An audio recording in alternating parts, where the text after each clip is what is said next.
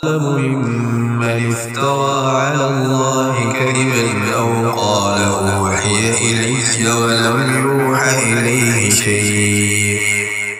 ومن قال سأنزل مثل ما أنزل الله ولو ترى إذ الظالمون في غمرات الموت والملائكة باسطوا أيديهم أخرجوا أنفسكم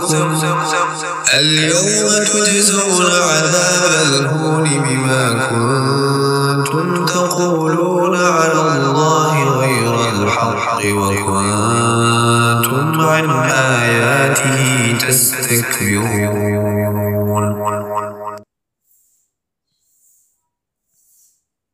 और इस शख्स से ज्यादा कौन जालिम होगा